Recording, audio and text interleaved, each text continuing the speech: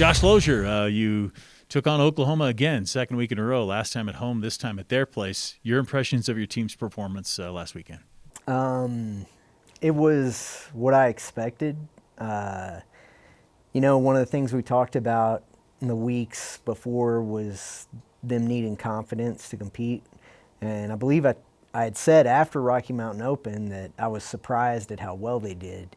Well, confidence is good, but I feel like there may have been a little bit of overconfidence. And the week of training going into the Oklahoma meet, I felt like maybe the effort in the gym wasn't there, but sometimes it's better to let somebody fall on their face before they learn to stand. So I think that happened, and yeah. That's a philosophy. Tell me, though, let's talk about Shedon, because I think he raised his marks from the previous week. Just looking at what he's done in 2 weeks, surprise you at all? Happy with his progress? Definitely happy with his progress. Surprised, not really. He's one guy in the gym that he pretty much, he gets the assignment and he goes to his events and he just works the whole time. Doesn't complain about anything, just works. And he's been like that all year, which is way different than last year. He's one guy that kind of took a lesson from last year, and he just goes in the gym and works. And we can rely on him now. We know he's going to hit. Last year, it was the exact opposite. Like, he was the one guy that we were like, what's going to happen this time? But this year, it's like, well, we know what's going to happen. He's going to hit. It's just a matter of how clean and, like, how much he's been working on perfection and stuff like that. So, yeah, very impressed with him this year. So how do you use performances like his, or even an example of him as an athlete, to the rest of the team and make them not be overconfident for the next time? So, kind of like what I said, he was one of the only guys, and there were a few that did well. They did their job, but he was one of the only guys that has consistently done his job this year. And even there, when the majority of the team was not having a good competition, that guy still hit.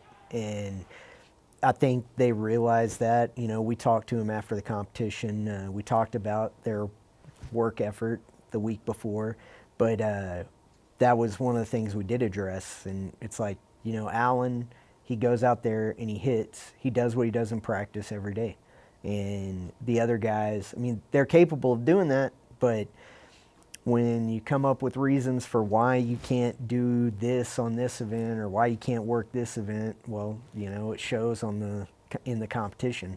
And like I said, I think it was, it was unfortunate but necessary. I think it needed to happen. And a few of the guys, hopefully all of them, but I know at least the majority of them, they're starting to understand, oh yeah, you can't take a day off. You can't do it in our sport. So, especially here at the Air Force Academy, maybe. But now you have a couple weeks off before you have the all-military championships. So what do you want to do? Have you seen good progress in their mindset coming back to work this time? I definitely have. We've only been back in the gym 2 days. The first day was sort of a light day.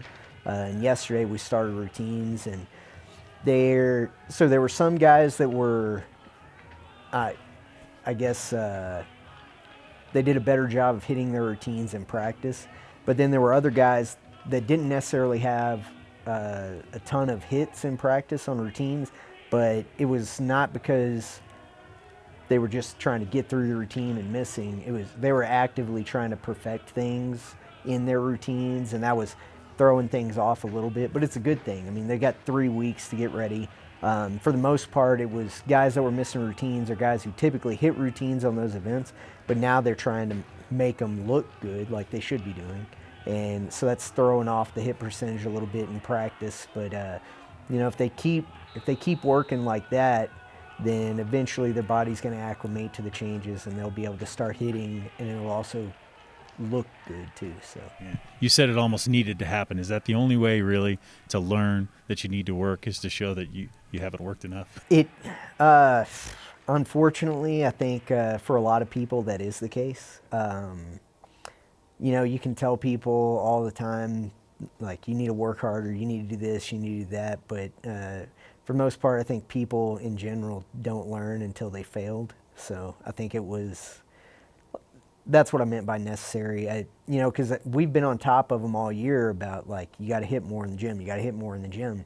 And they kind of lucked out at Rocky Mountain Open. I mean, good on them. That's great that they were able to show up for the competition. But at the same time, all it did was prolong, put off, kind of kick the can down the road for when that failure was actually going to happen. But I mean, at least it was the second competition of the year. I'd rather it happen then than like middle of the year, all academies, conference, something like that. So yeah, not necessary all the time, but I think for most people in general, not even just our sport. I mean, just in life, people usually learn through mistakes rather than just being told, "Hey, do it right every time." Well, they need a little bit more incentive than that. So A little bit of experience. Josh Loeser, thanks for the time. We'll talk to you before the All Academies. all right, thank you.